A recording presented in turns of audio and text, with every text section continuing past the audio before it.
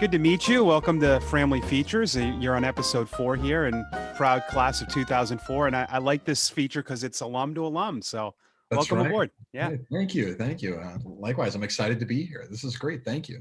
I like how you've positioned everything in the background with your business, but you've got the Framingham State banner there. That's Right, the pennant. right there, hangs proud. That's right. Every Zoom call, it's in the background. Nice.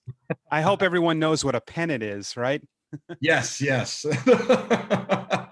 Well, it's a bit of a throwback, but I still love having it around. Yeah. Tell us how inspirational Framingham State was to your career. Oh, good question. So what it was for me was more a foundation. Before that, I went to Keefe Tech and got the groundwork laid for graphic design. But what Framingham State did for me was um, kind of water that seed that had been planted and really allow it to grow between working with Professor Dowling, Professor Beck, who I think is retired, uh, Jim Eng, Professor Anderson, like all of them really helped water that seed and really helped it grow. And I I came out of there with so much more of a, I guess, organic knowledge of what art and design really was. Because before then it was just really cool stuff. I just like to make really cool stuff and it looked cool. But at Framingham State, what I learned is like there's a rhyme and a reason for all these things. And to really make something truly beautiful and natural and organic, you need to have these reasons behind it. You need to have this flow that really tells a story. And it can still be something that looks cool, but it has to be something that really pulls the viewer in, inspires you to create it, and just all around draws eyes for all the right reasons. And when you're younger, you just all you're caring about is just making that design. So it seems Oh like, yeah, yeah, absolutely. It's just staying in the lines and making something cool and showing it to your friends. And I mean, I I joke that I half joke that I got into design because when I was a kid and you had to do book reports, I would spend more time drawing the cover of the book report than I would actually working on the book report. So I'd get like a D if I was yeah, lucky on the book report, but I'd make this killer cover, and that always kind of I always kind of went in that direction. So yeah. You know what I love about this time is that I'm a creative person. You are. You obviously being in broadcasting and what you do is now the time we're living in. You can really make a living in that. Where I think back in the day, maybe people weren't sure about being a news anchor or a graphic designer. I kind of feel like Keefe Tech is way ahead of its time because there are people that are creative in that way. mhm. And you weren't really told to be creative back. It was being a lawyer, being in business, but Oh yeah. look at how the world has exploded now with people like yourself. Oh, you're absolutely right. I mean, think of, I mean, we're both roughly the same age, and think of growing up in our time, and it was all about being a doctor, being a lawyer, Yeah. being a banker, getting into those industries. And you're absolutely right. It wasn't about those intangible fields or even those creative tangible fields. They you either didn't know they were available to you or you weren't driven in that direction. Yes. And I do, and to your point, I do love that we're in a time where more people can explore their creativity, can explore these outlets. And I mean, obviously the internet has a ton to do with that. I mean, you pretty much hit the nail on the head that guys like you and us, before the advent of the internet, it was a lot harder for guys like us to get this creativity out. Yeah. You having a YouTube channel, I mean, that you couldn't do that years ago. I mean, you had to, and please correct me if I'm wrong, but you start at the bottom and slowly work your way up. Maybe you start as like an intern working in broadcasting and then work your way up to the big chair. Yep. And same thing in design. You're working in a basement somewhere. Maybe in a mailroom, and then you work your way up, or you're doing sketches. But it's certainly made things easier for creative types to be able to get their voices heard because of different outlets. And I'll just speak from a design standpoint. There's different portfolio sites that you can go to. There's Behance and Dribble. I mean, that's just two of a thousand out there. Plus, with social media being what it is, you Yeah. put a piece of artwork out there, and all of a sudden, it's picked up by hundreds, if not thousands, of people. And that's thankfully that's how I get a lot of my business is through referrals and people seeing work on the Fat Bassett Design Instagram page or on the website, and they reach out to us. But without this platform, I wouldn't have that. I'd be knocking on doors and making phone calls. Yeah. But yeah, it's a Yeah. totally different world. Yeah. Yeah. And I think it's positive. I mean, I think anything can be negative. That's easy to do with Yep. social media and internet, but it has created so much business. And Yep. during the time we're living in right now, people probably watching this years later, but during a pandemic, you can work like you are from home. You can start your own business. The girl I had on last week, Maria, who is a 17 graduate, her best friend wanted to write a book. She needed an illustrator, and she illustrated a children's book, which they put on Amazon. Wow, Now, that's amazing. yeah, I mean, you couldn't do, like you said, if you wanted to be in TV, you'd have to work at a TV station. If you wanted to write, you had to write for a newspaper. To illustrate a children's book, you wouldn't be able to just put it and have it for commercial sale. No, Yeah, no. It's just it's wild how times have changed. And you bring up the point of the working from home thing. I mean, I think if there's a silver, I'm an optimist by nature. yeah, If there's a silver lining to this pandemic, it's that we've learned that we don't need to go to an office sure. 5 days a week. We can do this from home. Now, there is a downside to that. You're a little bit more available after hours. People now know that, oh, you can pick up the phone at 7 o'clock at night just as easily as you can jump online at 7:45 in the morning. But I think the trade-off is worth it, both for as people want to be closer to their families, you now have the option to be with your family, or to kind of get that social outlet, which as humans we all need, go into the office and be with your coworkers and your friends.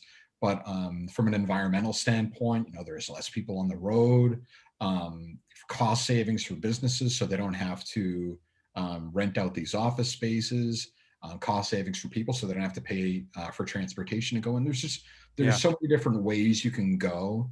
But I think overall, and you touched on this, is that there's so much good on the internet that it's unfortunate that the headlines are made up of everything that's negative. But there's so much good you can take out of this if Yes. you look at the right outlets and you kind of focus yourself in those areas. I mean, I'm a very amateur Adobe Suite user. I taught myself InDesign basically from another person that helped me, but YouTube videos, Photoshop, same Mhm. thing. And those are such little things that you take for granted because how else would you figure out how to maybe dim a picture? You'd have Yeah. to call somebody. But it's nice not having to do that, right? Oh god, it's so nice. YouTube and all these online tutorials have been such a godsend. Yeah. I mean, I've been doing this for, God, I guess 20 years now. And I graduated in '04. Yes. Yeah, almost 20 years now. So, and there are still times when, I think to myself, there's got to be an easier way to get from A to Z for whatever this project is. And I'll look on YouTube or I'll look on, Adobe has a bunch of tutorials in their suites. And I'm only looking, I have my big monitor right here. That's why, Yeah. but they have a bunch of tutorials in their suites that kind of lead you down these paths of figuring out these different things. I figured out something just last month where it would this particular feature would normally take me about, I don't know, hour and a half to accomplish. And then I was watching something on Adobe. Oh no, it was actually Skillshare. I was watching something on Skillshare, and the designer was going through their project and was in the same situation that I was in, and they clicked a button and it was set. Wow. Yeah. And the button was there the whole time. It's in a drop down menu. And so I stopped the video. I went over to the project, and I clicked on what I want. I clicked on the button, and boom, it was done. Yeah. So that's an hour and a half saved of my time, an hour and a half saved of my client now doesn't have to pay me. So they're saving money. Yeah. It's such a win-win. And even though I've been doing this for so long, there's still so much out there that I could be learning, and so much more out there for me to learn. Yeah. I've only scratched the surface of what I could learn as a designer, and it's exciting, and it's exciting to continue to learn and continue to grow. Yeah. Well, speaking of that, let's get into what you do. Fat Bassett Design, started by you, Jim. 20 Yeah, years of experience. You get some cool things in the background. And yeah. first, the name is very nice. Mm, mm. Coffee. We Sorry. need to get you your coffee. Yep, that's No, no, important. sorry about that. No, no, Bad timing on my no. part. Yes, the name Fat Bassett Design. So we had this Basset Hound named Josie, Yeah, and she was just the love of our lives. Funny enough, when we first got a dog, my wife Nicole and I at first didn't want a dog. I was hesitant, and then I said, okay, if we're gonna get a dog, I want a big athletic dog that I can go hiking and running with. We didn't get that at all. I was 0 for 2 in that fight. So we ended up getting a Basset Hound, and from day one, I was wrapped around her little paw, oh, and she followed me everywhere. She was just the light of my day. And sadly, she passed away back in 2016. But at the time, I was going through some like career transitions. And I think a lot of people do this at a certain point, where I had this amazing job at Sam Adams designing packaging and point of sale and tap handles, stuff that was seen all around the country. It was really cool. nice. But I just needed a change. I needed, I once read that I'm going to butcher the quote, but essentially, sometimes even the best of circumstances, change is necessary. Yeah, Now, this was one of those instances. So I left Sam Adams. I actually taught for a little bit at Keefe Tech, and then I started doing freelance work. And the freelance work started catching up and taking me like into like 11 o'clock at night after I was done with school. So at a certain point, I had to choose. And the name Fat Bassett started as kind of a joke. My wife and I would joke, oh, when we retire, we'll start Fat Bassett Coffee Shop.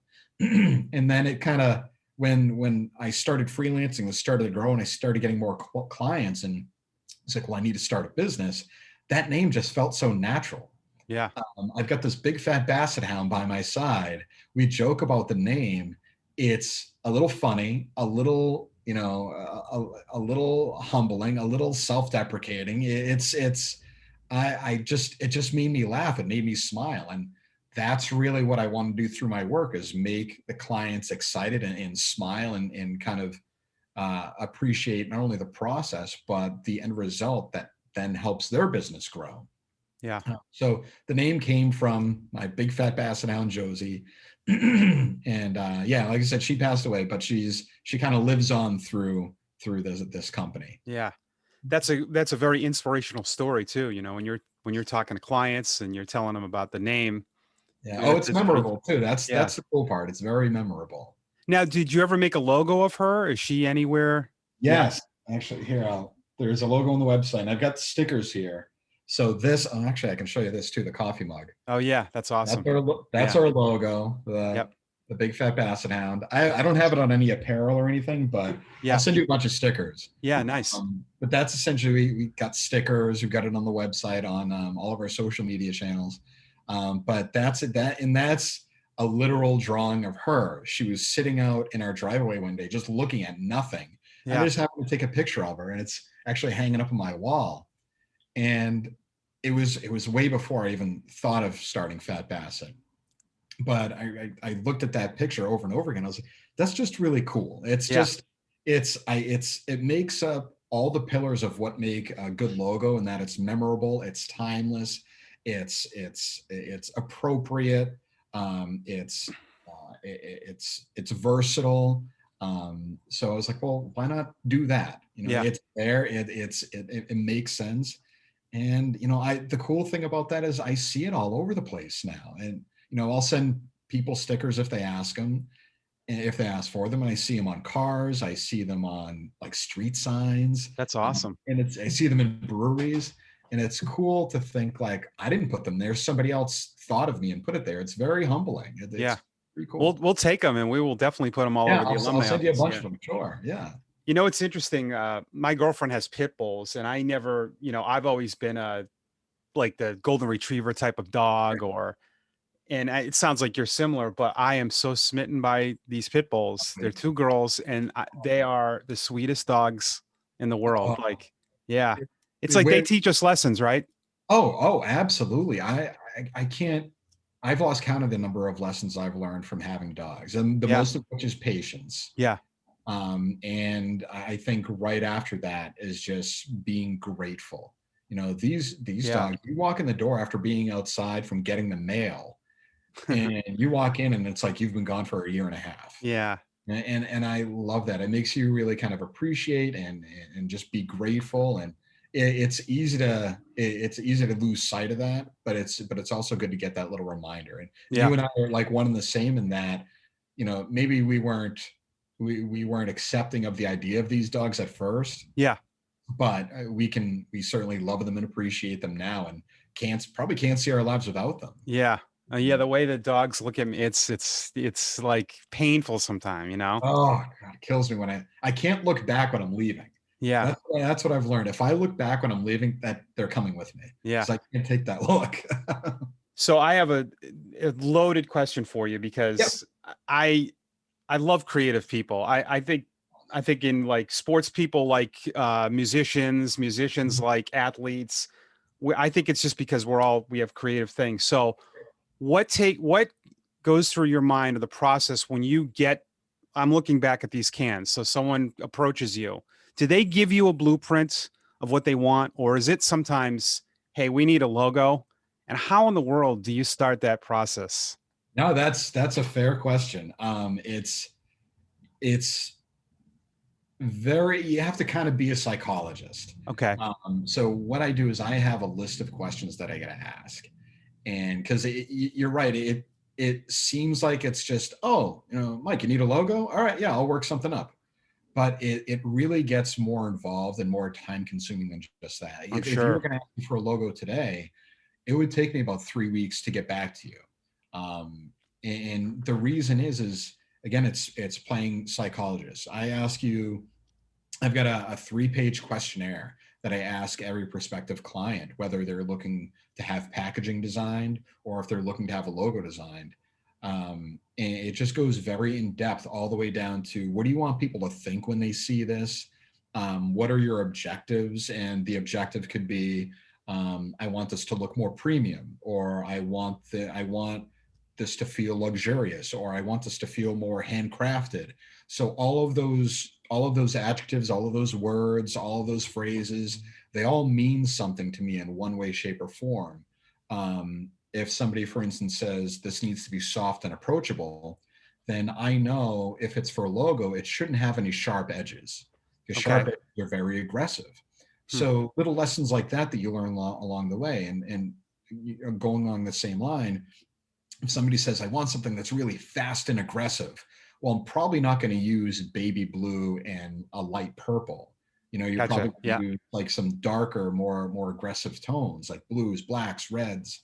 So it's experience, it's playing psychologist, and then taking all of that information and really just start sketching.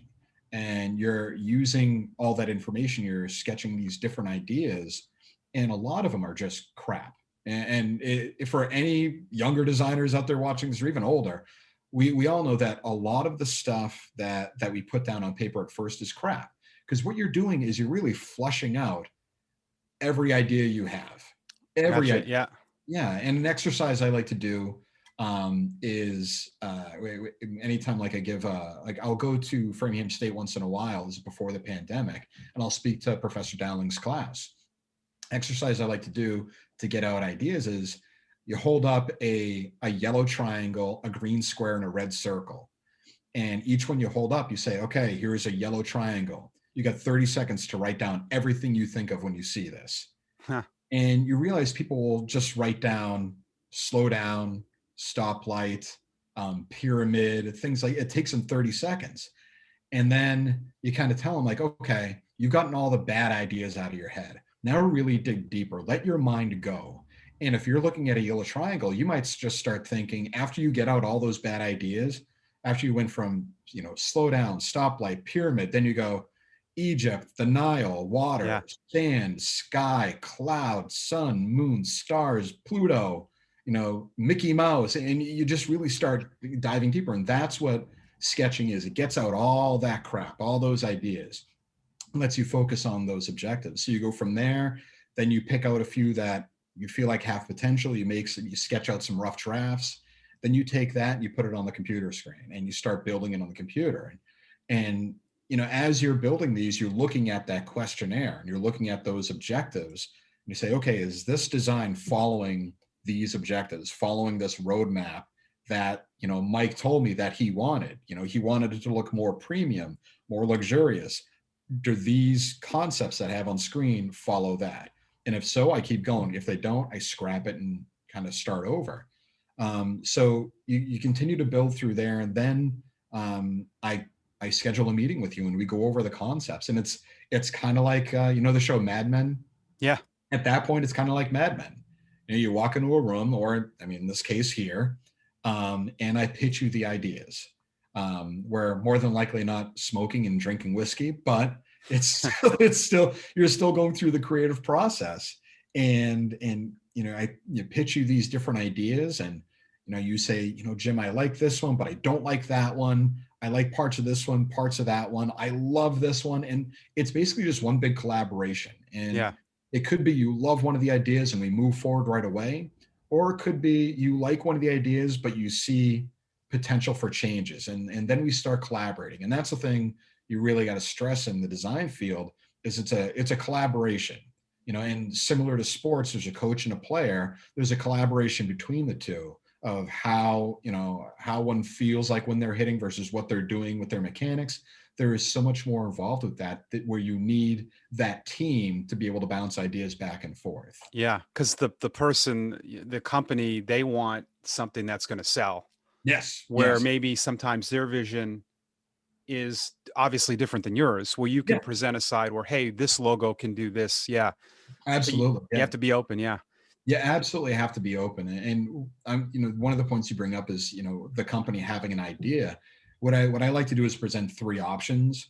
It's and whether it's packaging or logo design, there's always at least three options. And the first option is always what they asked for.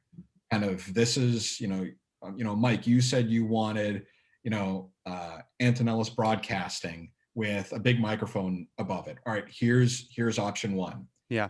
The second option would be us kind of taking that a little further and saying, here's something we thought might be a little cooler, it still follows these objectives, but it might work a little bit more in your favor based on everything you told us.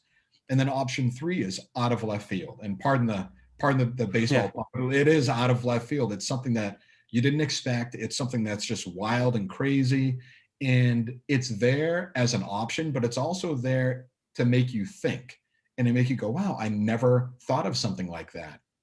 Let me really rethink what I'm doing with this business and these ideas and see if, we want to go down a different path. Yeah. So and that's really kind of the end all be all, is to get you to think differently about graphic design, get you to think differently about how graphic design and design in general and branding can really work in your favor, as opposed to just a tool to get your named business out there. Yeah. So is mainly the beer cans, is that a bulk of your business? Yeah, I'd say that's the lion's share of my business is designing beer labels, beer packaging. I design basically anything, everything within the beer space, from beer and bottle labels to 12 packs and 6 packs, to cases, to those big displays you see in liquor stores, T-shirts, hats, everything within the beer space I do or have done in the past. It's a blast. I love it.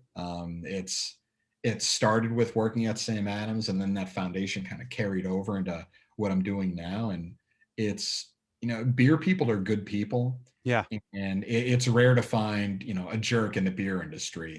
Everyone's just really nice. And that's what I gravitate towards, are good people, and people that are out there trying to do the right thing. They're just trying to bring people together and just have a beer together. Yeah. Obviously right now it's a little tougher, but still the tools and the opportunities are there. And that's what I love doing. I love working with people who are passionate about what they do. And that's what a lot of beer people are. And lastly, I'll ask you for younger people that this is what I tell younger people that get into any kind of creative field. It's like working out. You need to develop that muscle. Just Oh yeah. whatever it is. I have sometimes people go, "This is an opportunity, but no one's going to hear me, but I get to do games." You just got to do it, right? Oh Yeah. God, yeah, Yep. yeah. Oh, I could just let you go. Yeah. That's it. Just start.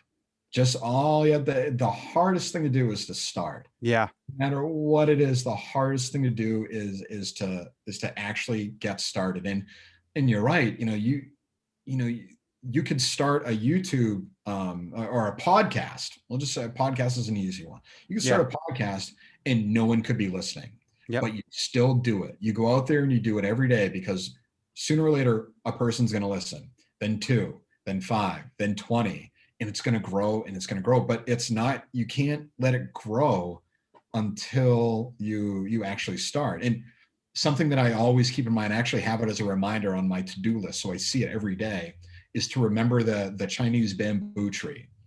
And anyone watching this, I apologize if I get this wrong, but from what I heard, a Chinese bamboo tree, you plant the seed and nothing happens for 5 years, but you continue to water it. You continue to water it. You continue every day. You continue to water it, and after 5 years, I think over the course of like a couple weeks, it sprouts and becomes this huge tree. Nice. But it doesn't happen unless you water it for those first 5 years. Yep. And that's what starting a business or starting anything that you're really passionate about.